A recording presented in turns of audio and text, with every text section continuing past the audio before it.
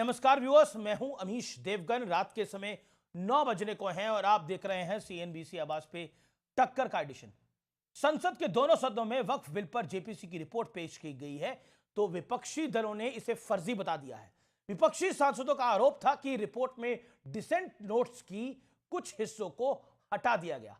कांग्रेस का कहना था कि मुसलमानों के हक को छीनने का एक प्रयास हो रहा है, तो ओवैसी ने भी इसे वक्फ की बर्बादी वाला बिल बता दिया। लेकिन बड़ा सवाल यह है, क्या वोट बैंक को बचाने के लिए सियासी दल इसका विरोध कर रहे हैं, जैसा बीजेपी गंभीर आरोप लगा रही है। आज इसी मुद्दे पर होगी जोरदार टक्कर। वक्फ पर विपक्षी बवाल, तुष्टीकरण की है चाल। विपक्ष का उद्देश्य राजनीतिक दृष्टि से अपना पॉइंट स्कोर करने का था, यह बात स्पष्ट। ये कंडेमेबल है और एंटी डेमोक्रेटिक है, एंटी प्रोसीजर है। I rise to lay the Hindi and English versions of the report of Joint Committee on the Waqf Amendment Bill 2024. संसद में वक्फ बिल पर जेपीसी रिपोर्ट पेश होते ही सियासी संग्राम शुरू हो गया। कांग्रेस अध्यक्ष मल्लिकार्जुन खड़गे ने कहा कि विपक्ष की आवाज को दबाया जा रहा है और उनकी असहमति वाले नोट्स को जानबूझकर हटाया गया। आप डिसेंट नोट के व्यूज को प्रिंट करके या अपने रिपोर्ट में डाल के बोलना चाहिए, उसके बजाय उसको डिलीट करके अगर कोई रिपोर्ट होती है मैं उसको कंडेम करता हूं। और ऐसे फर्जी रिपोर्ट को हम कभी नहीं मानेंगे, सदन कभी नहीं मानेगा। There is no deletion, there is no removal of any part of the report. Everything is tabled on the floor of the House. On what basis you can raise this kind of issues? Don't mislead the House. Lok Sabha में भी यही JPC report Bharat माता की जय के नारों के साथ पेश हुई और फिर जबरदस्त हंगामा हुआ। विपक्ष के जो डिस्प्यूट्स हैं, एक सिरनीर कर आप संसदीय कार्यप्रणालिका के उपयुक्त रूप में जो जोड़ना है वो जोड़े, इसमें मेरी पार्टी को कोई आपत्ति नहीं। लगातार आरोप लग रहे थे कि वक्फ के नाम पर मनमानी हो रही, सरकारी और आम लोगों की जमीन पर कब्जे हो रहे हैं और सबसे बड़ा संकट ये कि विवाद होने पर मामला कोर्ट नहीं बल्कि वक्फ के ही बनाए ट्रिब्यूनल में सुना जा रहा है। लेकिन विपक्ष को इसमें कोई परेशानी नहीं हो रही थी। अब मोदी सरकार वक्फ कानून में सुधार कर रही है तो विपक्ष बेचैन है। बिल लाया जा रहा है ये वक्फ को बचाने के लिए नहीं, वक्फ को बर्बाद करने के लिए, मस्जिदों को, दरगाहों को, कब्रिस्तान को मुसलमानों छीनने के लिए जा रहा है। हमारे अधिकारों को अतिक्रमण किया जा रहा है, हमारी प्रॉपर्टियों को छीनने की साजिश की जा रही है। आप सीधे पर्सनल लॉ के ऊपर हमारे अटैक कर रहे हो।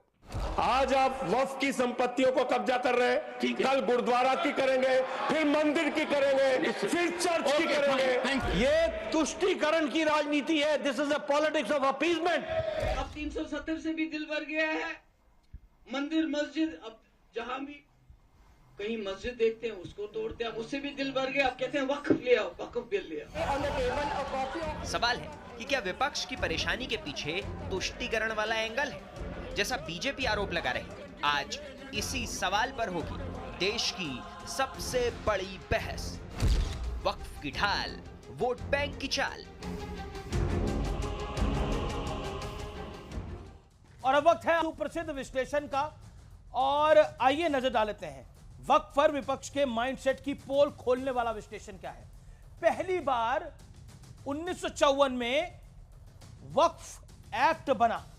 1964, 1969 और 1984 यानी 1984 में संशोधन हुआ, यानी 64 से 84 के बीच में 3 बार संशोधन हुआ और विपक्ष ना के बराबर था, विपक्ष था ही नहीं।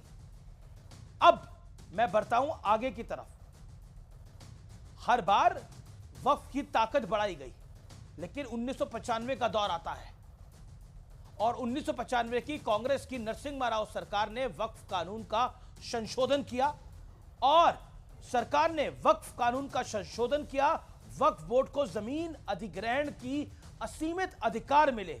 संख्या बल जो था वो सरकार के पास था, इसलिए बिल पास हो गया। 1991 में यानी 1991 में ही अयोध्या में विवादित ढांचे को गिराया गया। गुंबद को गिराया गया, इसकी भरपाई के लिए कांग्रेस के शासन, गांधी परिवार के आदेश पे 1995 में यह संशोधन हुआ, ऐसा लगातार पॉलिटिकल पंडित कहते हैं। अब मैं आता हूं आगे की तरफ। 2014 के चुनाव से ऐन पहले 2013 में एक बार फिर संशोधन होता है। यूपीए सरकार के पास बहुमत था, कांग्रेस की नेतृत्व वाली यूपीए सरकार ने यह संशोधन किया था और वक्फ को असीमित शक्ति और पूर्ण स्वायत्तता दे दी गई थी। यह 2014 से पहले तुष्टीकरण की अब तक की सबसे बड़ी चाल थी, लेकिन इसका लाभ नहीं हुआ। हालांकि बीजेपी सत्ता में आई, लेकिन मुसलमान वोट जो थे वो भी कांग्रेस को उस तादाद में नहीं पड़े जो पड़ने चाहिए थे, क्योंकि वक्फ से मुसलमान भी पीड़ित है।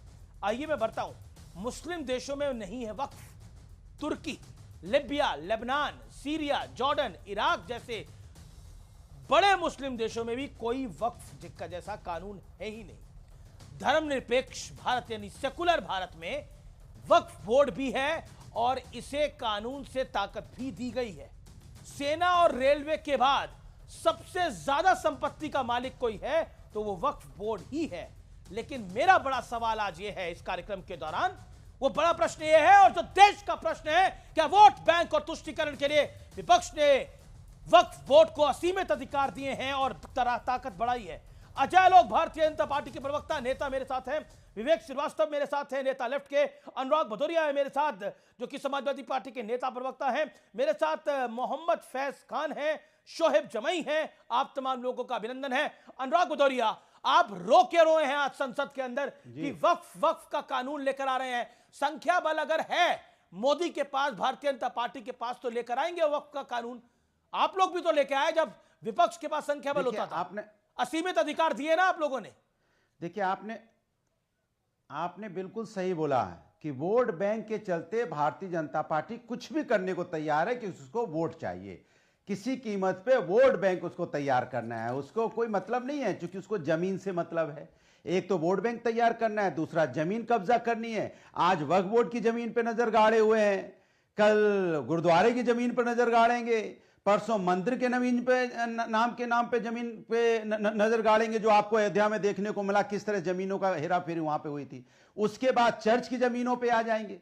फिर ये क्या करना चाहते हैं? अगर जमीन कब्जा ही करना है, जमीन कब्जा वाली पॉलिसी लाना चाहते हैं। एक बात अब आप बोलने की अनुराग, आपने बोला कि अब जो बीजेपी वाले हैं इनकी नजर तो गुरुद्वारे की जमीन पे है, आपने बोला इनकी नजर चर्च की जमीन पे, यही बोला ना आपने। मतलब आपको लगता है कि आप ये बात अनर्गल बात बोलेंगे और कोई यकीन करेगा? एक सेकंड सुनिए अनुराग जी, 30 सेकंड सुनिए, फिर आप 1 मिनट बोलिएगा। 1 सेकंड मैंने कहा, क्या एक सेकंड क्या इस देश में गुरुद्वारों के पास तीसरे नंबर की जमीन है? क्या इस देश के चर्चों के बाद तीसरे नंबर की जमीन है? इस देश में रेलवे के बाद नहीं, सुनना पड़ेगा जी, सुनना पड़ेगा, क्योंकि सच्चाई है, फैक्ट है और हार्ड फैक्ट है। इस देश के अंदर रेलवे के बाद और भारतीय सेना के बाद अगर किसी की जमीन है तो वो वक्फ बोर्ड के पास है। सीधी सी बात है। तो सुन तो लो, बोलिए। अरे आप सवाल पूछोगे तो सुनना भी तो पड़ेगा ना कि मैंने कहा क्या भारतीय जनता पार्टी की आपने जो बात बोली वो गलत थी। अरे मैं सच्चाई मैं भी बता रहा हूं। इसलिए मुझे कॉल आउट करना पड़ा। मैं बोलूंगा झूठे कैसे हो सकता है? नहीं, कहा किसने बोला? किसने बोला? मुझे एक भी नेता का नाम बताइए जिसने बोला कि हम गुरुद्वारे की जमीनों पर कब्जा करना चाहते हैं। तो दोगे? नहीं, एक भी नेता का नाम बताइए। वक्फ बोर्ड की, अरे भाई ऐसे क्या हल्ला मचा रहे हो भाई? आप सवाल पूछते हो, जवाब भी ले लोगे, सवाल भी जवाब भी। अरे मुझे तो बोलने दो, जो मुझे बोलने के लिए बुलाया। तो मैंने कहा फैक्ट पे हूं मैं, और फैक्ट पे हूं तभी परेशानी हो रही है। फैक्ट पे है कि ये वक्फ बोर्ड की जमीन पे कब्जा करना चाहती है भारतीय जनता पार्टी। ये हर उस जमीन पे कब्जा करना चाहती है जहां उनको लग रहा है जमीन है, और फिर धन्ना सेठों को देना चाहती है। सवाल आपके, अगर सवाल से उठा लें, 2013 की बात कर रहे हैं, क्या अमेंडमेंट हुआ था? 10 साल से इनकी सरकार थी, क्यों नहीं किया कुछ भी? मैं पूछना चाहता हूं। इसके पहले वाजपेयी जी की सरकार थी 7 साल, क्यों नहीं कुछ किया? क्योंकि अभी धीरे धीरे वोट जैसी खसकता नजर आता है। 240 पे सिमट गए ना, अब उनको लगता है 240 पे हम आ गए, अब आने वाले चुनाव में हम 40 पे आ जाएंगे लोकसभा में, इसलिए नया छोड़ा है। ये सिर्फ धर्म की राजनीति को बढ़ावा देना चाहते हैं, राजनीति को बढ़ावा देना चाहते हैं। आपकी जमीन खिसक रही है 240 के बाद, इसलिए आप ऐसा करना चाहते हैं। महाराष्ट्र में आपकी जमीन खिसकी, हरियाणा में आपकी जमीन खिसक गई, दिल्ली में तो बिल्कुल ही खिसक गई, इसलिए अजय आलोक आप ये कानून लेके आना चाहते हैं। विपक्ष की समझ ये कहती है। देखिए, जेनेसिस समझिए अमित, सबसे पहले जेनेसिस समझिए। ये लोग संविधान की कस्में खाते हैं, संविधान खटाखट खटाखट, बहुत लोग संविधान तो पॉकेट में ही लेके चलते हैं। संविधान में जब संविधान बना, क्या बाबा साहब ने संविधान में वक्फ को रखा था? नहीं रखा था। क्या थी ये चिड़िया? कोई चिड़िया नहीं थी। मौलाना जवाहरलाल नेहरू को ये ख्याल आया कि तुष्टीकरण और मार्क्सिज्म का एक्सट्रीम स्टेप क्या होगा, तो ये वक्फ एक्ट इंट्रोड्यूस किया गया 1954 पंडित नेहरू। नहीं एक सेकंड, एक त्रुटि है, मैं माफ करिए रोक रहा हूं। आपने मौलाना नेहरू तुष्टीकरण है, ये तुष्टीकरण इसलिए मैंने मौलाना कहा, भाषा शैली भारतीय जनता मैंने मौलाना जानबूझ के बोला है, मैंने जानबूझ के मौलाना बोला, जैसे मुल्ला मुलायम कहते हैं, तो मैंने मौलाना नेहरू बोला है। भाई मैंने मौलाना नेहरू जानबूझ के बोला, क्योंकि लाने की जरूरत नहीं थी और ये जानबूझ के लेके आए, ये जानबूझ के लेके आए। किसी में एक मिनट यार, ये बीच में बोलेंगे निरंतर बोलते हैं, ऐसे नहीं चलेगा। बेवकूफी की तरह आपका ऑब्जेक्शन है, मैंने वो ऑब्जेक्शन पहुंचा दिया। ओके, अजय आलोक, डॉक्टर अजय आलोक, ऑब्जेक्शन की रख, अपने ऑब्जेक्शन को अपने ये जेब में रखें। मैं कह रहा हूं, मैं जानबूझ के मैंने कहा है, मौलाना जवाहरलाल नेहरू ने ये जानबूझ के काम किया, क्योंकि तुष्टीकरण और मार्क्सिज्म का ये एक्सट्रीम स्टेप था। किसी इस्लामिक देश में वक्फ नहीं है, एक हिंदुस्तान छोड़ के। क्या जरूरत थी इसकी? कोई जरूरत नहीं थी। 64 में आपने इसे स्ट्रेंथन किया, 81 में स्ट्रेंथन किया, 84 में स्ट्रेंथन किया, 95 में तो आपने हद ही पार कर दी, सेक्शन 40 इंट्रोड्यूस कर दिया इस वक्त में। मतलब रुमाल पे कपड़ा डाला, वो जमीन मेरी। अभी देखिएगा आपके डिबेट में लोग आएंगे, कहेंगे जो नया पार्लियामेंट बना है वो भी वक्फ का है, ताजमहल वक्फ का है, ये तो कोर्ट कह चुका है। अति कर दिया। अब ये आइए वक्फ की जेनेसिस समझिए, वक्फ क्या है? वक्फ से आम मुसलमानों को क्या फायदा है? अंडा। आम मुसलमानों की जमीन हड़पता है वक्फ, गरीब मुसलमानों की जमीन हड़प लेता है वक्फ। अगर किसी मुसलमान दंपत्ति को बच्चा नहीं है, वो अपनी संपत्ति अपने भतीजा भतीजी किसी को देना चाहते हैं, तो नहीं, वक्फ उनकी संपत्ति वक्फ में चली जाएगी। ऐसे ऐसे नियम बनाए हुए इस वक्त में। संशोधन क्यों नहीं होना चाहिए भाई? जिसको बनाएगा वो जमीन उठा लेगा। आप अपील भी नहीं कर सकते हैं, वक्फ के ट्रिब्यूनल में ही जाइए, हाईकोर्ट में चैलेंज आप नहीं कर सकते हैं। क्यों नहीं संशोधन करेंगे इसमें? दूसरी बात, ये वक्फ चला कौन रहा है? पूरे देश में सेंट्रल वक्फ बोर्ड, शिया सुन्नी को छोड़ के प्रदेश को मिला दीजिए तो 30 वक्फ बोर्ड है। इसका हैंडलर कौन है? कभी आपने लिस्ट देखा है 30 वक्फ बोर्ड सेंट्रल शिया सुन्नी का? इसके हैंडलर वही 200 मुसलमान नेता हैं जिनके पास ये पूरी वक्फ की संपत्ति। जो रो रहे हैं आप, नियम ये है कि 30 साल से ज्यादा लीज पे आप नहीं दे सकते हैं। ये वो रो रहे हैं क्योंकि उनकी जमीन छीनी जाएगी। असुद्दीन ओवैसी 3000 करोड़ से ज्यादा के वक्फ की जमीन हैदराबाद में कब्जा करके बैठे हुए, मॉल बन रहा है उस पर। मॉल चैलेंज नहीं कर सकते आप। इनके ये आजम खां 7000 करोड़ रुपए की उत्तर प्रदेश में वक्फ की जमीन हथिया के बैठे हुए थे। 4000 करोड़ की जमीन उसमें सरकारी थी, योगी आदित्यनाथ जी ने वापस ली, ऑडिट करवाया यूपी में पहली बार। झूठ नहीं बोल रहे हैं, ये ऑन रिकॉर्ड है, ऑन रिकॉर्ड बोल रहा हूं। जब नहीं पता जाकर पता कीजिए, पहली बार यूपी में वक्फ का ऑडिट हुआ। उसके बाद आइए, चलिए जरा मुंबई, सारे मुसलमान नेताओं ने ये वक्फ की जमीन हथिया के उसमें कुंडली मार के बैठे हुए हैं, इसलिए यही चिल्ला रहे हैं। आम मुसलमानों को कोई मतलब नहीं है, वो चाहते हैं, हम क्या चाहते हैं? इस वक्त से मुस्लिम विधवा है उसको सपोर्ट मिले, मुस्लिम बच्चे जो पढ़ नहीं पाते हैं उनको सपोर्ट मिले। साक्षरता दर कितनी कम है मुसलमानों में, और ये कब से कम हुई? जब से कांग्रेस का शासन आया। आजादी के पहले तो साक्षरता दर मुसलमानों की 52% थी, आज घट के 18% कैसे हो गई? हम जिम्मेदार हैं? कौन जिम्मेदार है इसके लिए? नहीं, सच्चर कमेटी की रिपोर्ट में ये नाटक करते हैं, ये सारा पार्लियामेंट में ड्रामा वही नेता लोग कर रहे हैं जिनके पास वक्त की संपत्ति है। नहीं, बहुत आपने बहुत ही कुछ वैलिड पॉइंट्स को रखा है और कुछ फैक्चुअल पॉइंट्स को रखा है। मैं उस पर आता हूं, लेकिन विवेक आपके पास आना चाहता हूं। देखिए, इसमें तू मैंने का मामला नहीं है, मुझे लगता है इसमें इंटेलेक्चुअल चर्चा जरूर होनी चाहिए। मैंने डिटेल्स निकाली कि वक्फ बोर्ड की संपत्ति पर आपत्ति कितनी है और केस कितने हैं। कुल मिलाकर 40,950 केस वक्फ बोर्ड ट्रिब्यूनल में इस समय लंबित है और करीबन 10,000 केस मुस्लिम पक्षकारों ने दायर करे हैं। यानी मुसलमानों को इससे तकलीफ नहीं है, मुसलमान तो इससे पीड़ित है। लेकिन इस देश की सेकुलर सियासत कहती है कि जो सही काम हो उसका विरोध कर लो। मुसलमान तो पीड़ित है इस वक्त से। जी नहीं, देखिए, अब मैं इसमें दो चीजें मैं बोलना चाहूंगा। सबसे पहली चीज तो यह है कि वक्फ बोर्ड के अंदर जो ट्रिब्यूनल है उसके कॉन्स्टिट्यूएंट्स हैं कौन, और वक्फ बोर्ड बना क्यों? वक्फ बोर्ड उस समय के मुसलमान मेंबर पार्लियामेंट्स की मर्जी के खिलाफ बना। नोबडी वांट्स कि स्टेट गवर्नमेंट उसके रिलीजन, उसके डोनेशंस में इंटरजेक्ट करे, लेकिन सरकार ने बनाया जिससे कोई भी रिलीजियस डोनेशन चाहे मुसलमानों की हो, सरकार उसको रेगुलेट कर सके। पहले मंशा को समझिए आप। दूसरी बात, अब कैसे वो करेगी? ट्रिब्यूनल जो है उसमें स्टेट गवर्नमेंट के रिप्रेजेंटेटिव्स होंगे, उसमें क्लास 1 जुडिशियल ऑफिसर तो आप उस राज्य की स्टेट गवर्नमेंट नियुक्त करेगी। हाँ, नहीं नहीं, मंशा गलत नहीं थी, उनकी मंशा सेकुलर थी, लेकिन जो अब जैसे कि नहीं, आप देखिए बहुत सी चीजें प्रोग्रेसिव होती हैं, लेकिन अब जैसे संघ ने जो है हिंदू बिल जो लाया गया था उस वक्त उसका विरोध किया था संघ ने, और जनसंघ ने किया था, आरएसएस ने भी किया था, मंशा गलत थी, आज उसी को के चैंपियन बन रहे हैं ये। तो ये मैं पहले मेरी बात सुनिए आप, जिस वक्फ ट्रिब्यूनल पे बार बार उंगली उठाई जा रही है उसका कॉन्स्टिट्यूशन उसकी स्टेट गवर्नमेंट करती है, उसमें 2 मेंबर होते हैं, एक फर्स्ट क्लास जुडिशियल मैजिस्ट्रेट और दूसरा एक ब्यूरोक्रेट, और ये जब आप स्टेट गवर्नमेंट उसको रेगुलेट कर रही है, एंड यस ये भी मैं बता दूं आपको, हाई कोर्ट में उसके खिलाफ आप जा सकते हैं। अगर हाई कोर्ट को उस राज्य की लगता है कि इसको कुछ हैंकी पैंकी है, it can definitely act on its own, और ग्रीवियंस वाली पार्टी पढ़ ले कोई भी जाकर के, मैं यहां बैठा हूं और दर्शकों को जिम्मेदारी से बता रहा हूं। पहली चीज हो गई। दूसरी चीज, ऐसा नहीं होता कि मुसलमान की हड़प ली, कैसे हड़पोगे? किसी की जमीन भी हड़पने के लिए चाहे वक्फ की हो या नॉन वक्फ की हो, आपको उस प्रॉपर्टी के कागज चाहिए, अभी जो उसका जेपीसी की रजिस्ट्रेशन रिपोर्ट आई कराएंगे। है उसके पक्ष में उसके खिलाफ है? जेपीसी की रिपोर्ट के पक्ष में या खिलाफ है?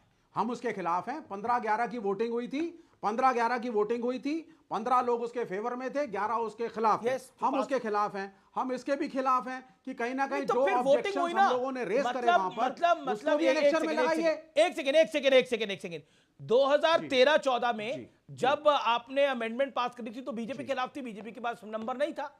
आज देश की जनता ने बीजेपी के पास नंबर दे दिया, संख्या बल उनके साथ है, तो वो पास करा के लेके जाएंगे इसको। जब 1995 के अंदर असीमित अधिकार दिए थे तो संख्या बल आपके पास था, तो आपने पास कराया। आज संख्या बल आपके पास नहीं है, तो रोने से क्या फायदा? उतने नंबर लेके आइए, पास करा के लेके जाइए। आप सुन लीजिए, मैं इसको आपकी सरकार आएगी तो वक्फ को अक़लियतों को असीमित अधिकार दे दीजिएगा। कौन मना करता है? देते ही रखा गया इस देश के अंदर ना। नहीं, आप आजादी के बाद तो दिया ना सर। मेरा कॉन्स्टिट्यूशन नहीं, गलत बात है। मेरा कॉन्स्टिट्यूशन इस बात से इत्तेफाक नहीं रखता जो आप कह रहे हैं सर। मेरा कॉन्स्टिट्यूशन मुझको ये गारंटी करता है कि पक्ष और विपक्ष दोनों होगा, और विपक्ष के जो प्रोटेस्ट के राइट्स हैं, डेमोन्स्ट्रेशन के राइट्स हैं, प्रोटेस्ट के राइट तो आपने दिखाए ना, आपने 11 वोट प्रोटेस्ट में डाले ना। अब नंबर नहीं है, अगर नंबर नहीं है, अगर जेपीसी में आपकी मेजॉरिटी नहीं है तो कोई क्या कर सकता है? जॉइंट पार्लियामेंटरी कमेटी में आपकी मेजॉरिटी नहीं है तो क्या कर सकता है? अब दूसरा रीजन दे रहे हैं कि देखिए पहले तो 10-10 साल चलती थी जेपीसी, अब तो 3 महीने में काम खत्म हो गया। यही रीजन दे रहे हैं ना। आज संसद में, आज हाउस में क्या रीजन दिया गया? पहले तो 10-10 साल चलती थी जेपीसी थी, 5 साल तो चलती ही थी, अब 3 महीने में कैसे काम खत्म करके दे रहे हैं? यही कारण आप लोगों को नहीं दिया। डेमोक्रेसी का ये मतलब नहीं होता सर। सुन लीजिए, डेमोक्रेसी का ये आप लटकाना अटकाना चाहते हैं, भटकाना चाहते हैं। सरकार सर आप सुन तो लीजिए, आप सुने मेरी बात। तो कोई नहीं लटका रहा है। हमने फार्मर्स बिल वो भी इन्होंने पास किया था, बुलडोज किया था, हमने प्रोटेस्ट करा, हमारी जीत हुई, कॉन्स्टिट्यूशन के हिसाब से प्रोटेस्ट करा, वापस लिया गया। अगर ये बिल, और मेरा कॉन्स्टिट्यूशन कहता है अगर कोई भी बिल पास हो गया है लेकिन वो इथॉस ऑफ कॉन्स्टिट्यूशन के खिलाफ है, प्रियम्बल के खिलाफ है, विपक्ष प्रोटेस्ट करेगा पार्लियामेंट के अंदर, मीडिया में। बहुत बड़ी खबर, नीतीश कुमार और चंद्रबाबू नायडू को मुस्लिम पर्सनल लॉ बोर्ड ने चेतावनी दी है। अगर समर्थन किया आपने तो फिर आप देखिएगा सीधे तौर पर कहा है वक्फ बिल का समर्थन किसी कीमत पे नहीं होना चाहिए। अगर समर्थन किया तो उठाना पड़ेगा राजनीतिक नुकसान।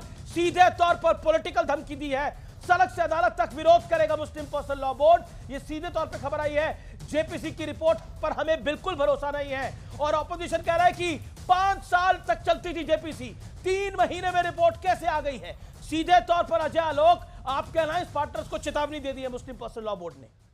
बोला बीजेपी से हम निपट लेंगे, आप मत समर्थन करिए। मुस्लिम अजय आलोक, मुस्लिम पर्सनल लॉ बोर्ड है क्या? मुस्लिम पर्सनल लॉ बोर्ड है क्या? क्या ये आम मुसलमानों को रिप्रेजेंट करता है? गरीब मुसलमानों को रिप्रेजेंट करता है? नहीं। ये फिर वही देश के चंद 200 मुसलमान नेताओं का समूह है जो इस वक्त की वकालत कर रहा है, क्योंकि इस वक्त की जमीनों पे उनका कब्जा है। तो विवेक श्रीवास्तव तो मुसलमान भी नहीं है, लेकिन वो भी वकालत कर रहे हैं। 50-50 अरे गलत कह रहे हैं ना, इसलिए ये मिसलीड कर रहे हैं। जमीनें का है पता है आपको? इनका मकसद सिर्फ मुसलमानों को नीचा दिखाना है। पश्चिम बंगाल में, और इनके जितने मुसलमान नेता हैं, टीएमसी के मुसलमान नेता हैं, वो सब वक्त की जमीन पर कब्जा करके बैठे हुए हैं। अब एक मिनट देखिए अभी क्या क्या हुआ, संशोधन क्या क्या है और उसमें किसका विरोध है जरा बताइए। पहले था, मैं एक एक करके पढ़ देता हूं आपके दर्शकों के लिए, किसी भी संपत्ति पे वक्फ कब्जा करके दावा कब्जा कर लेता था। अब वक्फ की संपत्ति का वेरिफिकेशन अनिवार्य होगा। अब में पहले संपत्तियों के विवाद का निर्धारण वक्फ ट्रिब्यूनल करता था, अब किसी भी विवाद की स्थिति में इसका निर्धारण कलेक्टर करेगा, ना कि वक्फ ट्रिब्यूनल। वक्फ ट्रिब्यूनल के फैसले को हाईकोर्ट या सुप्रीम कोर्ट में चुनौती नहीं दी जा सकती थी। अब बोर्ड के खिलाफ के फैसले के खिलाफ हाईकोर्ट में अपील की जा सकती है। केंद्रीय वक्फ बोर्ड में शामिल किए जाने वाले 3 सांसदों का मुस्लिम समुदाय से होना अनिवार्य था। अब ये अनिवार्यता खत्म। बोर्ड में गैर मुस्लिम और महिलाएं नहीं ली आती थी, अब महिलाओं का रिप्रेजेंटेशन होगा और अहमदिया भी होंगे, बोहरा भी होंगे, सबको ही होगा। वक्फ संपत्तियों के सर्वे के लिए सर्वे कमिश्नर की नियुक्तियों का प्रावधान था, अब कलेक्टर या डिप्टी कलेक्टर ही सर्वे करेगा। मुस्लिम समुदाय के सभी वर्गों के लिए एक ही वक्फ बोर्ड, अब अलग अलग वक्फ बोर्ड बनेंगे। अपील के लिए कुछ पावर और प्रावधानों के साथ वक्फ ट्रिब्यूनल की स्थापना की गई थी। अब ट्रिब्यूनल स्ट्रक्चर में सुधार किया गया है। गलत क्या है? इसमें कोई भी जुडिशियल व्यक्ति ऑफिसर अपनी बताइए कहां पर है? वक्फ को दान ओके, करे। शोएब जमाई, अब है जो कम से कम 5 साल में मुस्लिम धर्म का पालन कर रहा है वही वक्फ दान करेगा। ओके, शोएब जमाई on screen. Okay, you made a point. ये इनकी इतनी मुस्लिम धर्म को आए हुए 1400 साल हुए, ये सब मानते हैं, सब मानते हैं 1400 साल। ओके, शोएब जमाई, आप MIM के प्रवक्ता हैं, नेता हैं और उनके प्रदेश अध्यक्ष हैं दिल्ली के।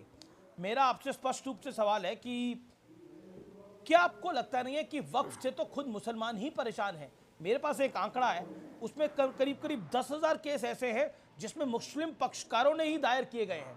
क्या आपको लगता नहीं है कि इससे तुष्टीकरण भी नहीं होने वाला है, सिर्फ चंद नेताओं की दुकान चलेगी जमींदारी की?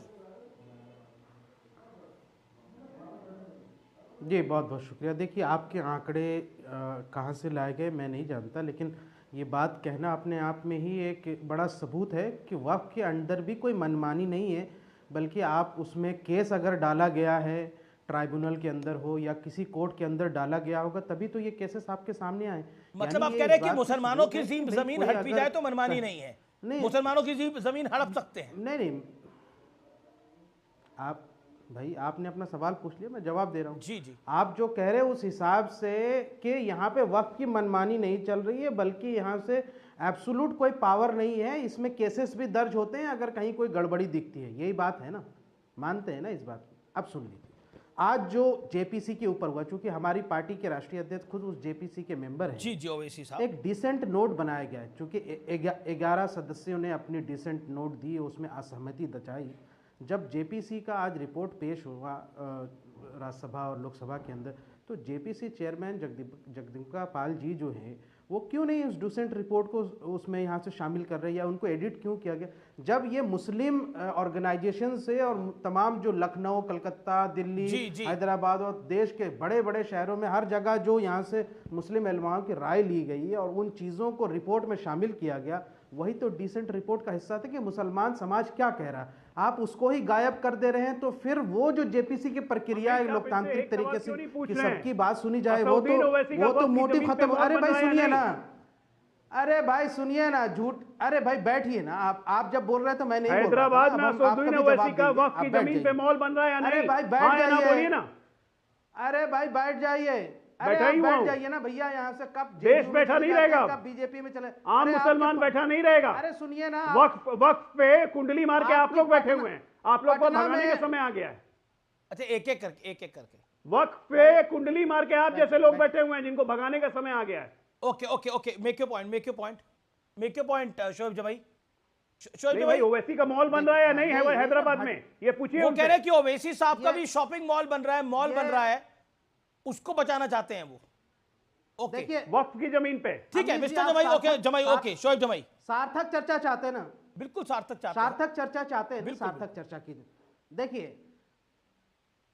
देखिए सुनिए, आज जो कुछ हुआ वो बहुत दुर्भाग्यपूर्ण। दूसरी बात, जब डिसेंट रिपोर्ट यहाँ से एडिट की गई, आप ये क्यों नहीं समझ रहे हैं कि जिन्होंने विरोध किया किस पर विरोध किया? हमारी पार्टी का आधिकारिक मत ये है कि ये जो बिल है ना सिर्फ अनकॉन्स्टिट्यूशनल है, बल्कि आर्टिकल 15 और आर्टिकल 19 का यहाँ से उल्लंघन है। आर्टिकल 15 क्या कहता है? जी, मैं आपको रोकना चाह रहा हूं। मेरे साथ इस समय member of parliament Imran Masood है, मैं सीधा उनका रुख कर सकता हूं। इमरान मसूद, मेरा सीधा सवाल है, आपका स्वागत है। मेरा सवाल है, वक्फ बिल पर मल्लिकार्जुन खड़गे ने कहा कि हमें यह फर्जी बिल मंजूर नहीं है, क्या खराबी है या सिर्फ तुष्टिकरण है? इमरान मसूद साहब, देखिए अमीश भाई, इसके अंदर लगातार हम लोग बार बार बोलते आ रहे हैं, 2013 में जो एक्ट बना था वो अपने आप में बहुत मजबूत एक्ट था। उस पूरे एक्ट को ख़त्म करके इन्होंने पूरी तरीके से तबाह बर्बाद करने की तैयारी की है। ये सारी वक्फ की प्रॉपर्टियों को खुर्द-बुर्द करना चाहते हैं। जो वक्फ के ऊपर कब्जा धारक लोग हैं उन लोगों को ये अधिकार और देने का काम कर रहे हैं। और जो वक्फ की प्रॉपर्टी, जो वक्फ बाय यूजर था, वक्फ बाय यूजर के अंदर इन्होंने इतने क्लॉज डाल दिए कि वो वक्फ बाय यूजर के अंदर सारी प्रॉपर्टीज के ऊपर लिटिगेशन स्टार्ट हो जाएंगे।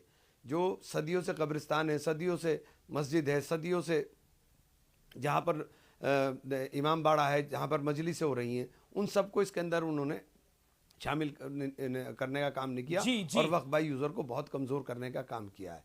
तो ये पूरी तरीके से एक तरह समझिए कि एक नफरत का बुनियाद के ऊपर, ख़ासतौर से मुसलमान के लिए मैं कहना चाहूँगा, और इतिहास में ये जो है काले अक्षरों के अंदर लिखा जाएगा कि संख्या बल के आधार पर आप मुसलमान के पर्सनल लॉज ये नफरत है, काले अक्षरों में रखा जाएगा। लेकिन वक्फ की सुनवाई जो जेपीसी कर रही है उसका हिस्सा तो आप भी हैं। आपका आरोप है कि आपकी शिकायतों को नजरअंदाज किया गया, उसका हिस्सा तो आप हैं। साहब से कहा कि हमारा जो डिसेंट नोट है उसको कम से कम रिपोर्ट में शामिल रखा जाए। हमारे डिसेंट नोट के पार्ट जो है वो अपने हिसाब से ना हटाया जाए कि आपने उसको अपने हिसाब से पार्ट हमारा हटा दें। हमारा जो विरोध है कम से कम उस विरोध को उसके अंदर हमारे शामिल किया जाए। हम स्पीकर साहब से मिले तो स्पीकर साहब से हमने लेकिन आपकी तो पॉलिटिकल दुकान वोट बैंक तुष्टीकरण की वजह से चल रही है इस पूरे मामले पर। नहीं, तुष्टीकरण क्या हो गया इसके अंदर? आप हमारी प्रॉपर्टी को खुर्द-बुर्द करने की बात कर रहे हैं, इसमें तुष्टीकरण क्या हो गया? अगर आप उस प्रॉपर्टी को बचाने की बात करते, जो कब्जे करे हुए लोग बैठे हैं उनसे मार्केट वैल्यू के ऊपर किराया वसूलने की बात करते, आप उस प्रॉपर्टी से कुछ गरीबों का फायदा कराने की बात करते, आप उसके अंदर जो खामियां हैं जो इसके अंदर जो आपको लगता है कि इसके अंदर प्रबंधन सही तरह से नहीं हो रहा, उसका प्रबंधन सही करने की बात करते। आपने तो ये सब कुछ किया नहीं, आप तो सिर्फ इसको खुर्द-बुर्द करने की बातें कर रहे हैं। मसूद साहब शुक्रिया आपका हमारे साथ जुड़ने के लिए। लेकिन मैं शुक्रिया आपका, मैं सीधा रुख करता हूं मोहम्मद फैज खान का। मोहम्मद फैज खान, सीधे तौर पर ये काला दिन है, ये ब्लैक डे है और ये नफरत फैलाने की दुकान है। एक सेकंड शोएब जमाई, मैं आपके पास आऊंगा। एक सेकंड मैं आऊंगा शोएब जमाई आपके पास।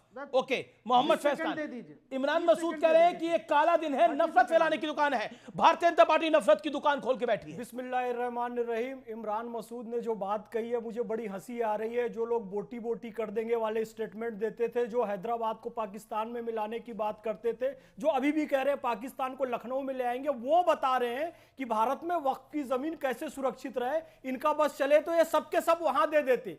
आज का दिन बड़ा शुभ दिन है, बड़ा अच्छा दिन है, बड़ा पाक दिन है। आज के दिन मुसलमानों को उनका अधिकार संवैधानिक तौर पर मिल रहा है। बहुत सारे लोगों ने अवैध कब्जा जमा कर रखा था वक्फ की प्रॉपर्टी पर, उन्हें मिल नहीं पा रहा था। उन बेवाओं को, उन महिलाओं को, उन बच्चों को शिक्षा का अधिकार, स्वास्थ्य का अधिकार जो वक्फ के माध्यम से मिलना चाहिए था, वाकिफ ने जिस नियत से वक्फ किया था वो नियत अब पूरी होगी। नहीं तो ये लोग कब्जा करके, अभी कह रहे थे ना फलाने साहब का है, जी हाँ, मेन मार्केट में दुकान है, किराया होना चाहिए था 50,000। अभी जो नाम लिया, जो पाकिस्तान में मिलाना चाहते थे हैदराबाद को जिस पार्टी के लोग, मेन मार्केट में दुकान है, 50,000 किराया होना चाहिए। 50 रुपए किराया दे रहे हैं आज भी, उसका सही किराया इनको देना पड़ेगा।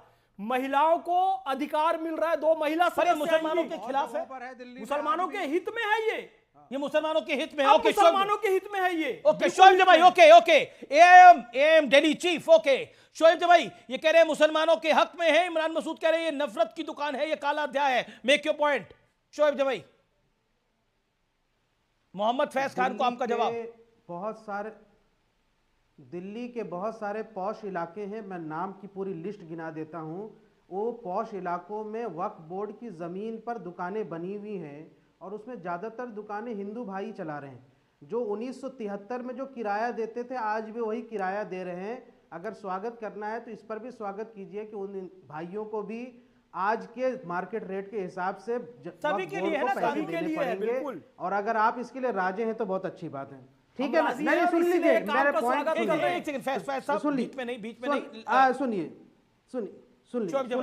सुन लीजिए।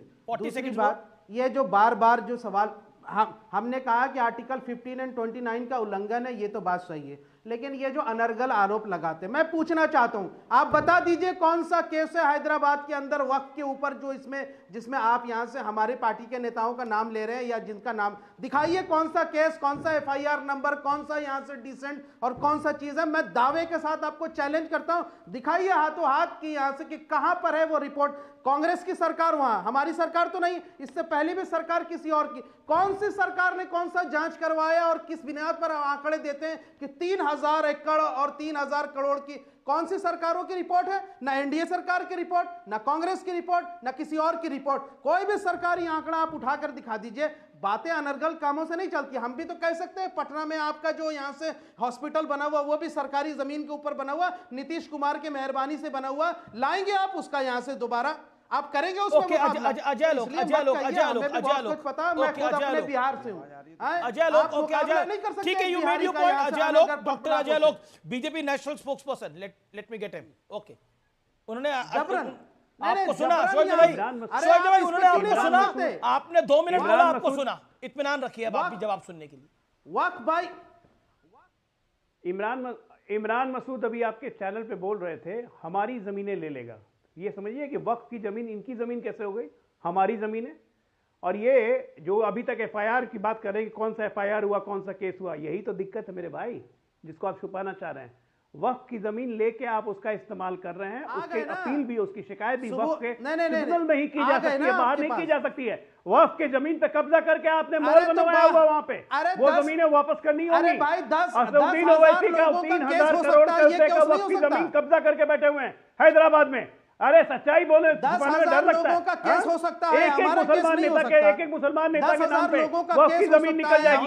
आजम खान का 8000 करोड़, मैं तो बोल रहा हूँ। पश्चिम बंगाल में टीएमसी के नेताओं का कम से कम 10,000 करोड़ की जमीन होगी। अरे क्यों बोल रहे हो? सच्चाई छुपने में डर लगता है क्या? अभी बताया उन्होंने, एक दुकान का किराया 50-50 हजार, पूरी की पूरी मार्केट चला रहे हैं। क्या बात कर रहे हैं आप? शर्म नहीं आती आप लोग? आम मुसलमानों को वक्फ से क्या मतलब है? सारे जमीनों पे कुंडली मार के आप बैठे हुए हो। अजय आलोक, कागज दिखाइए, कागज। फायदा लेने दिया ना आप बच्चों को फायदा लेने दिया। फायदा लेने के नाम पे कागज नहीं दिखाएंगे। आज कह रहे कागज दिखाओ, कल तक तो आप नारे लगा रहे थे कागज नहीं दिखाएंगे, यही बस जाएंगे। आज कह रहे कागज दिखाओ, जमीन लेके बैठे रह जाओ और उस पे आप धंधा कर रहे हैं। ओके, अजय लोग कह रहे हैं कि कागज दिखाओ, जमीन हानि का केस धंधा कर रहे हैं। ओके, वक्फ की जमीन पर ये नेता लोग अपना धंधा कर रहे हैं। अजय लोग कह रहे हैं मानहानि का केस करेंगे।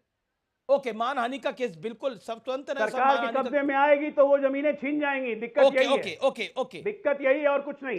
शोएब जमाई, मेरा सीधा पॉइंट आपसे ये है इसके ऊपर, अगर ये जी नहीं, देखिए मेरा पॉइंट ये है, देखिए ये एक किसी इंडिविजुअल नेता की बात नहीं है कि उसकी जमीन है कि नहीं है, उस इंडिविजुअल नेता की बात नहीं है। मेरा प्रश्न ये है तो फिर यहाँ से मुसलमान भी पीड़ित है ना, मुसलमान भी पीड़ित है ना। मैं एक आंकड़ा बार बार आप लोगों को दे रहा हूं, उस आंकड़े के ऊपर डब्बा गोल कर देते, आप कहते हैं पता नहीं कहां से लेके आए आंकड़ा। एक सेकेंड, आप बार बार एक ही आंकड़े की बात कर रहे हैं। मैं कह रहा हूं कि 10,000 मुस्लिम पक्षकारों ने भी दायर की है याचिकाएं। अब बताइए क्या कहेंगे? और मतलब आपके नेता कह रहे हैं कि कब्रिस्तानों को छीनना चाहते हैं, ये मुसलमानों को बर्बाद करना चाहते हैं। तो 10 नहीं, ये कैसे? कब्रिस्तान थोड़ी छीने जा रहे हैं कोई, ये झूठ है, अनर्गल है। अरे 10,000 केस दायर हो, कौन सा कब्रिस्तान छीना जा रहा है? बताइए ना। नहीं हो सकता है, कहां है? दिखाइए ना सबूत आपकी यहाँ से कि एमआईएम के लोगों ने वक्फ को यहाँ से हड़पा, वरना मानहानि का मुकदमा करेंगे हम। वहां मानहानि का मुकदमा करेंगे हम यहाँ से दिल्ली में बैठ करके, सुप्रीम कोर्ट के अंदर भी और हाई कोर्ट के अंदर भी। ये अनर्गल आरोप लगाना बंद कर दीजिए। दिल्ली एमआईएम के लीगल सेल आपको चेतावनी दे रही है। ये मुसलमानों को बहकाने और भड़काने का काम बंद कर दीजिए। आप समझ गए? राष्ट्रीय चैनल पर आप कुछ नहीं बोल सकते जबरन। या तो सबूत दिखाइए, या कोई रिपोर्ट दिखाइए, या तो फालतू की नहीं कीजिए। 40 आसफ जाही मस्जिदें हैदराबाद की, पत्रकार अब्दुल बहमान जाकर हैदराबाद में देखिए, पूरा रिकॉर्ड है। ये आज कह रहे हैं कि हैदराबाद की जो 4 मीनार वाली मस्जिद है जी, वो हमें दे दो। 40 आसफ जाही मस्जिदें आज तक क्यों नहीं खुलवाई गई? उस पर कब्जा करके क्यों बैठे हैं? पत्रकार बहमान के पास आप जाइए, उनके पास सारा रिकॉर्ड है, मैं रिकॉर्ड दे दूंगा। और आप एफआईआर कराने की बात करते हैं। पहले सुधार का काम कीजिए। मुताहनी का आप लोग कितना कराते हैं, सऊदी के शेख आते हैं तो उसका रिकॉर्ड निकालिए। उसका रिकॉर्ड नहीं दिखाएंगे। भाई हमारे पार्टी के ऊपर जो आरोप लगाते हैं, मुसलमानों की जमीन जब छोड़ने की पूछ रहा हूं, जो मेरी पार्टी के ऊपर आरोप लगाते हैं उसका सबूत दिखाइए आप। स्कूल बने, कॉलेज बने, हॉस्पिटल बने, तो आप एफआईआर दर्ज कराने, जो हमारी पार्टी के ऊपर आरोप लगाए उसका सबूत दिखाइए। हमारी पार्टी ने कॉलेज बनाए, हमारी पार्टी ने अस्पताल बनाए, हमारी पार्टी ने यहाँ से गरीब बच्चों को पढ़ाया। आपने क्या किया बताइए? क्या किया आपने? अरे हमारी पार्टी के लोग गरीब बच्चों को पढ़ाते हैं। लेकिन खान साहब, Mohammad Faiz Khan, with all due respect to you sir, okay short wise ceasefire, with all due respect to you mister Faiz Khan, इसमें एमआईएम का दोष नहीं है कि मुसलमान अगर अशिक्षित रह रहा है। एमआईएम केंद्र में सरकार में नहीं थी, कांग्रेस केंद्र में सरकार में रही अधिकतर समय पर। स्ट्रक्चर कमेटी की जो रिपोर्ट आई, तो ये ओवैसी की इसमें गलती नहीं है। और ये बात सही कह रहे हैं कि वो स्कूल कॉलेजेस भी उधर चलाते हैं असाउद्दीन ओवैसी, इसमें कोई दो राय नहीं है। और मैं मुद्दे पर आ रहा हूं। देखिए, आप बार बार कह रहे थे शोएब भाई कि कौन से केस है, ट्रिब्यूनल में ही केस है। 10,000 जो मुस्लिम पक्षकारों ने दायर करी हैं केसेस, वो ट्रिब्यूनल में ही केस है। मेरा हम्बल पॉइंट आपसे यही है, आप इत्मीनान से अपने रूह अफ़ज़ा पी के अपने दिमाग को ठंडा करके एक सवाल को समझिए, और वो सवाल ये है, पानी पीजिए आप, वो सवाल ये है कि मुसलमान भी उतना ही पीड़ित है। और अभी आप खुद बोल रहे थे, अब देखिए इसमें हिंदू को भी 50 रुपए का जो पहले किराया देता था उसको भी 50,000 देना पड़ेगा। बिल्कुल, हिंदू मुसलमान सिख ईसाई सबको देना पड़ेगा जिसने ले रखा है। पॉइंट तो यही है, पॉइंट तो यही है। चूना क्यों लगे? से ज्यादा ले नहीं सकता है। अब हम लोग बोल रहे हैं, एक सेकेंड नहीं दी जा सकती है वक्फ की संपत्तियों को। अब जवाब दे दें हम लोग। जी, आपकी क्या आपत्ति है? आपकी 3 आपत्तियां क्या है अनुराग भदौरिया? आपकी 3 आपत्तियां इस जेपीसी की रिपोर्ट में क्या है? 3 आपत्तियां क्या है? सुन लीजिए जी, सुन लीजिए। तो हाँ, तो मुझे बोलने दीजिएगा। हाथ जोड़ के निवेदन है, हमारे पर हावी मत हो जाइएगा, थोड़ा लोकतंत्र बनाए रखिए। सवाल यह है कि देखिए, भारतीय जनता पार्टी को जैसी लगता है कि वो कमजोर हो रही है, तो उसके झोले में वो अपना झोला रखती है। झोले में सीए है, एनआरसी है, वक्फ बोर्ड है, और भी कुछ रखती है। जैसी लगता है वो कमजोर हो रही है, उड़ेल देती है, और सब उस पर देखो सी आ गया, एनआरसी आ गया, वक्फ बोर्ड आ गया, चारों तरफ चल रहा है। अरे क्या हो गया? देश को क्या बना दिया भारतीय जनता पार्टी ने?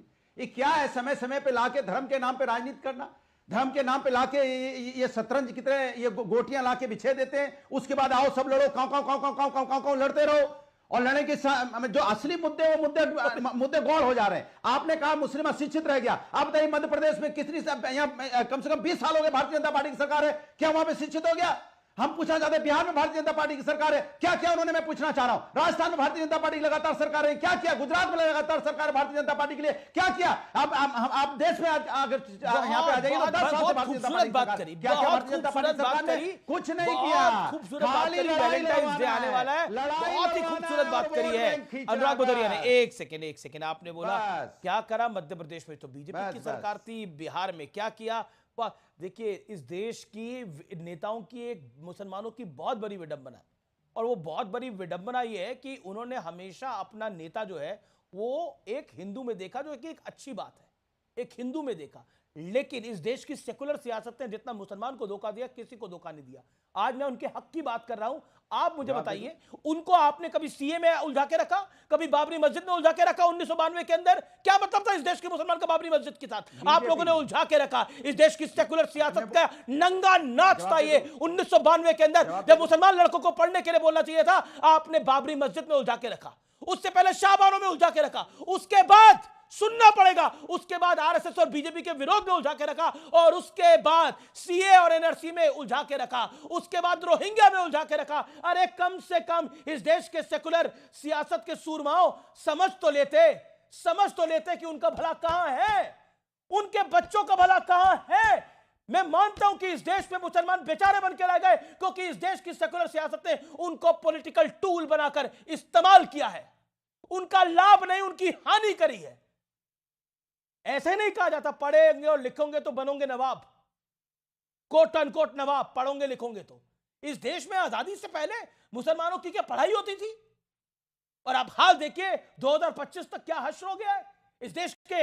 आप नामी साइंटिस्ट रहे अब्दुल कलाम आजाद साहब, माफ करिए APJ Abdul Kalam,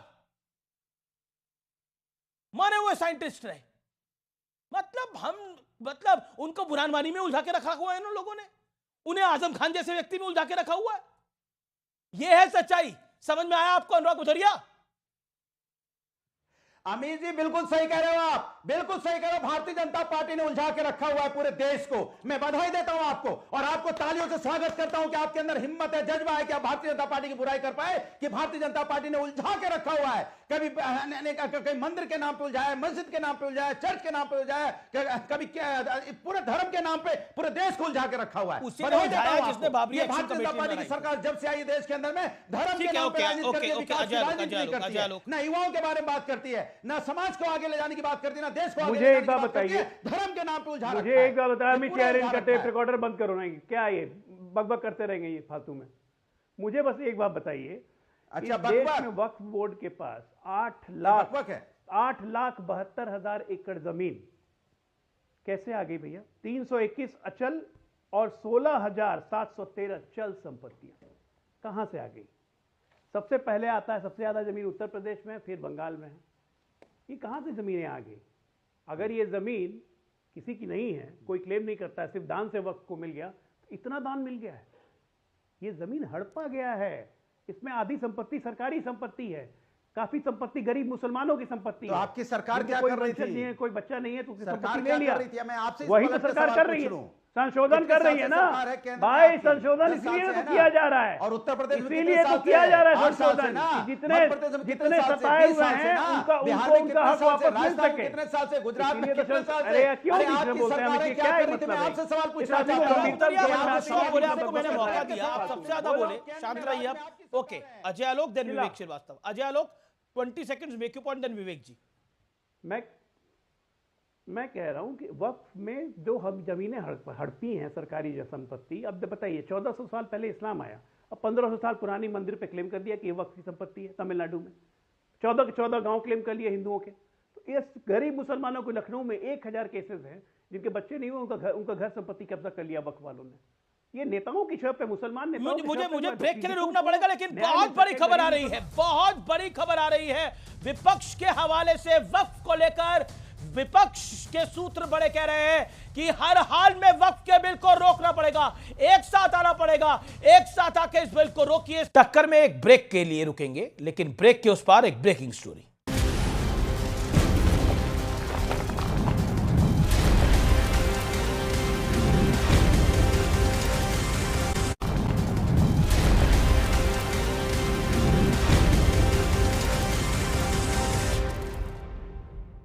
welcome back viewers, आप देख रहे हैं सीएनबीसी आवाज पे टक्कर का आज का एडिशन। बहुत बड़ी खबर आ रही है, दिल्ली में अरविंद केजरीवाल ने दिल्ली सीएम के एक्स हैंडल को, जो ऑफिशियल हैंडल था, उसको अपना पर्सनल हैंडल बना लिया है। ये बहुत बड़ी खबर है। दिल्ली सीएम और ट्विटर हैंडल को व्यक्तिगत बनाने का अरविंद केजरीवाल पर यह गंभीर आरोप लग रहा है। बीजेपी कह रही है कि लूट करी है इन्होंने, अब डिजिटल लूट कर रहे हैं, पहले पैसों की लूट कर रहे थे। मैं सीधे तौर पर विवेक श्रीवास्तव का रुख करता हूं। विवेक श्रीवास्तव, सीएमओ का हैंडल प्राइवेट कैसे हो सकता है? ये बहुत बड़ी खबर है इस समय की। नहीं, अब वो डिपेंड कर भाई, जिस हैंडल को सीएमओ की तरह यूज कर रहे थे, क्या आईडी थी, किसकी थी, कुछ तो तहकीकात हो। वीरेंद्र सचदेवा जी तो जिस दिन से चुनाव जीते हल्ला कर रहे हैं, कल अमानतुल्लाह पे हल्ला कर रहे थे, वहां भी जुडिशरी ने बोला कि भाई इसको अरेस्ट नहीं करना है। मैं ओखला में था उस दिन, पूरी की पूरी नाकाबंदी कर रखी थी, छोटे छोटे यंग कॉलेज के लड़कों को पुलिस तंग कर रही थी। तो ये जो कुछ क्रिएटिव करने की सोचें सचदेवा जी, हमारी तो ये उनको एक राय है। और अभी से instead of concentrating and fighting क्यों लेंगे? खत्म हो गया है। पर ये हैंडल तो दिल्ली के सीएम का है ना। हाँ, ये हैंडल तो दिल्ली का सीएम का है, वो दिल्ली के सीएम नहीं रहे, तो हैंडल क्यों साथ में ले जाएंगे? बाबा सीएम नहीं, उसका किसका आईडी था उस पे, किसके आईडी से, किसके ईमेल आईडी से वो हैंडल बनाया गया था? एक सेकंड, अजय आलोक मेन बात है अजय आलोक, वो कह रहे हैं आप लोग कुछ क्रिएटिव करिए, डिटेल दें जरा मुझको। एक second, you made your point, किसके डिटेल थे उस पे? सर आपने अपनी बात को रख लिया। पहली बात अजय आलोक, भाई साहब एक मिनट, सबसे पहली बात, ये आरोप नहीं है, ये सीधी इन पे एफआईआर होगी। एलजी को हमने चिट्ठी लिखा है कि इस पे एक्शन लेने, ये आरोप नहीं है। दिल्ली के सीएमओ का हैंडल, आज प्रधानमंत्री मोदी जी हैं, उनका ट्विटर हैंडल अलग है, पीएमओ का ट्विटर हैंडल अलग है। प्रधानमंत्री मोदी का पीएमओ नहीं हो सकता है, मोदी जी कभी पीएमओ के हैंडल को यूज नहीं कर सकते हैं। हर सीएमओ का अलग अलग ट्विटर हैंडल है जो कि आधिकारिक हैंडल होता है, कोई व्यक्तिगत नाम से उसको यूज नहीं कर सकता है। ये इम्प्रोप्राइटरी नहीं है आपकी, और उसको डिपेंड मत कीजिए विवेक सचदेवा जी। लोग आपको पढ़ा लिखा विवेक श्रीवास्तव आपको लोग समझते हैं। नहीं, नंगाई का लिमिट कर दिए पूछा ना इस हैंडल में किसकी आईडी है? नंगाई का लिमिट कर दिए, मतलब केरला के मुख्यमंत्री का सीएमओ का हैंडल वो अपने नाम से करेंगे। केरला के मुख्यमंत्री का सीएमओ का जो हैंडल है वो अपने नाम से करेंगे। ऐसा चलता है क्या? देश कानून से चलता है कि आप जानते से लोगों की बात से? ओके, ठीक है। क्या मुझे आइडेंटिटी डिटेल कोई देगा? छोटा सा सवाल पूछने की जरूरत ही नहीं है, एफआईआर होगी। आप देंगे। ओके, आप एफआईआर होगी। अनुराग गुजरिया, अभी आप वक्फ को डिफेंड कर रहे थे, अब आप इसको भी डिफेंड करेंगे कि डिजिटल चोरी भी जायज है, जमीन की चोरी भी जायज है? देखिए मैं हमेशा राष्ट्र की बात करता हूं, देश हित की बात करता हूं, समाज को आगे ले जाने की बात करता हूं, देश की एकता की बात बोलो ना यार। अगर मैं कुछ कहता हूं तो सोच समझ के बोलता हूं। भारतीय जनता पार्टी चुनाव जीती है दिल्ली के अंदर में, उसकी जिम्मेदारी बनती है अब जनता के बारे में समझ और हदोरिया चुनाव जीती, जनता की कोई बात ही नहीं कर रही है, व्यक्तिगत हमले कर रही है। अरे अब जनता के बारे में करो ना, क्या आपने बोला था यमुना साफ करने के लिए, यमुना साफ करने के लिए आपने बोला था यहाँ पे रोड है चमचमाएंगे, साफ करके दे दे आपको, लग जाओ तो आप लगे हो आरोप। मतलब पिछले 27 साल से मांगा नहीं यमुना साफ करने वाला, बीजेपी को 27 आप बीजेपी से चाहते हैं 27 घंटे में यमुना साफ कर दे। ओके, लेकिन मैं इस पर क्योंकि दिल्ली प्रदेश अध्यक्ष है एआईएमएम के शोएब भाई, आपका क्या विचार है? क्या आपको लगता है कि ये एक पॉलिटिकल मुद्दा है या फिर सीएमओ का अधिकार तो किसी व्यक्ति को होता नहीं है, वो तो सीएमओ को ही होता है, ये तो औपचारिक तौर पे होता है? देखिए ये राजनीतिक नूरा कुश्ती है और आम आदमी पार्टी और भारतीय जनता पार्टी की। नहीं, आपका स्टैंड क्या है? आप प्रदेश अध्यक्ष है अपनी पार्टी के, लगता है कि डू यू थिंक ये राइट है? नहीं, मुझे लगता है कि ये उनके घर का आपस का मामला है और ये आपस में उनको सुलझा लेना चाहिए, इससे जनता के हित का कोई मुद्दा नहीं। हमारा जो मुद्दा दिल्ली के अंदर वो बहुत स्पष्ट है कि मुस्तफ़ाबाद में डेवलपमेंट करके उसके हालात बदलिए, नाम बदलने से कुछ नहीं होगा। अगर नाम बदलने की कोई भी कोशिश की गई तो हमारे 33,000 वोटर के साथ हम बैठे रहेंगे और हर परिस्थिति का सामना करना शुरू कर दीजिए। आदत डालिए, ना तो नाम बदलने की भी कोई बात है, मुस्तफाबाद कहने की आदत डालिए। 33,000 वोटर के साथ हम बैठे नहीं रहेंगे, ये धमकाना क्यों है? मुस्तफाबाद मतलब आपसे मैं एक चैनल पे सवाल पूछ रहा हूँ, मुस्तफाबाद में हम लोग बैठे नहीं रहेंगे, हम लोग निकल पड़ेंगे, मतलब कमाल है। आज आप बोल रहे थे हम आप कागज दिखाइए, परसों तक आप बोल रहे थे कि हम कागज नहीं दिखाएंगे, ये गीत गा रहे थे भैया आप लोग। ओके सर, देखिए ये एमआईएम की पॉलिसी बहुत पुरानी रही है कि हैदराबाद को पाकिस्तान में मिलाना चाहते थे और अभी इनका एक बयान आया है कि पाकिस्तान को हम यहां तक ले आएंगे। अब रही बात अरविंद केजरीवाल की बात मैं बताऊं, जो पाकिस्तान से बड़ी मोहब्बत है, कसम खा सकते हैं, ये भी तो बात पुरानी हो गई, वो अलग चीज है सर। सीएमओ सरकारी चीज है, अरविंद केजरीवाल मुस्तफाबाद रहेगा और मुस्तफाबाद के नाम बदले। छोड़िए मुस्तफाबाद को ना, मुस्तफाबाद का कुछ हो रहा है ना, आपका वहां पर कुछ हुआ।